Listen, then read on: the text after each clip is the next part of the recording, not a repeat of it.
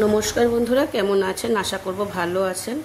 আমার ফ্রিজে অনেকগুলো কাতলা মাছ ছিল, বেশ জমানো ছিল। তো অনেক সময় না ভাজাও ভালো লাগে না, ঝোলও ভালো লাগে না।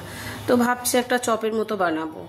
এখন এই কাতলা মাছটাকে আমি এই যে বাটির মধ্যে সেদ্ধ করেছি, করে কিছুটা নামিয়েছি। এটাকে মানে কাঁটাগুলো সব ছাড়াবো ভেতর থেকে, ছাড়িয়ে আপনাদেরকে আমি দেখাচ্ছি।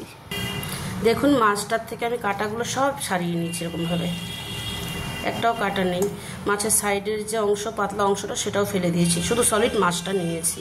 এবার এর মধ্যে আমি কি কি দেবো সেটা দেখিয়ে দিচ্ছি। এখানে দিলাম আমি ময়দা, আমি একটু লঙ্কা বাটা দেব, আদা বাটা দেব, আদা বাটা না, শুধু আদা রসুন পেস্ট একসাথে, একটু লেবুর রস দেব, পাতি লেবুর রস, একটু গোলমরিচের গুঁড়ো দেব, একটু বিট নুন দেব, একটু সয়া সস দেব,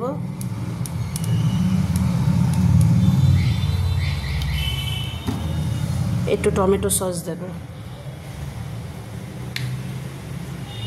এবার আমি এটাকে একসাথে করে আরও এক্সট্রা নুন দেবো একটু, দিয়ে আমি মাখিয়ে নিতে। ধনে পাতা হলে ভালো হতো, আমার নেই। ধনে পাতা কুচি থাকলে আপনারা একটু দিয়ে নেবেন। আর একটু কাঁচা লঙ্কা কুচি দেবো, কাঁচা লঙ্কা কুচিটাও দিয়ে দিলাম। এবার আমি হাতের সাহায্যে একটু মাখিয়ে নিচ্ছি। আচ্ছা দেখুন, আমি এরকমভাবে মাখিয়ে রেখেছি। এবার আমি একটা গোল করে একটু লম্বা শেপ নিয়ে এটাকে আমি তৈরি করবো। আর এখানে একটা ডিম ফাটে, একটা ডিমের মধ্যে না দুটো কুসুম হয়েছে। এটাকে আমি একটু ফেটিয়ে নেব। আর এখানে বিস্কুটের গুঁড়ো আছে, আমি দেখিয়ে দিচ্ছি আর কি শেপটা।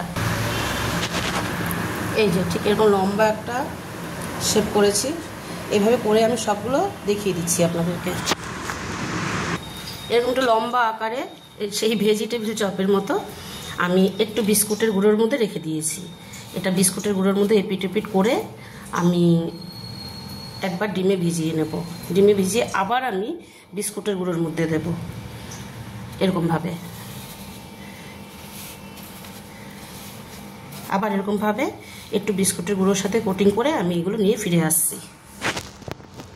আচ্ছা দেখুন, আমি এরকমভাবে করে নিয়েছি পাঁচটা। এগুলো ভেজে দেখাচ্ছি। এখানে আমি কড়াতে তেল দিয়ে দিয়েছি, সাদা তেল। আমি সবগুলো এবার ভেজে নিচ্ছি। একটু লো ফ্লেমে ভাজবেন, তাহলে ভেতরটা সুন্দর ভাজা হবে। দেখুন, আমার কাতলা মাছের চপ ভাজা হয়ে গিয়েছে। আমরা আসলে বেশি দিন ফ্রিজে রেখে না মাছ রেখে খেতে পারি না।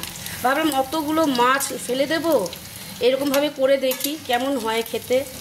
দেখে মনে হচ্ছে না অসাধারণ হবে? এবার খেলে বোঝা যাবে। বলুন, এরকমভাবে বানিয়ে নেবেন।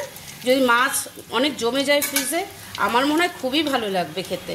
আচ্ছা, আমি এগুলো এবার নামিয়ে ফেলছি, ডিপ ফ্রাই হয়ে গিয়েছে।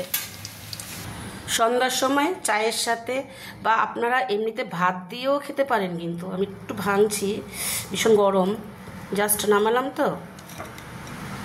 দেখুন ভেতরটা একবার কি সুন্দর হয়েছে। তো এইভাবে করে নেবেন। ঠিক আছে, আবার পরের ভিডিওতে দেখা হবে, কথা হবে।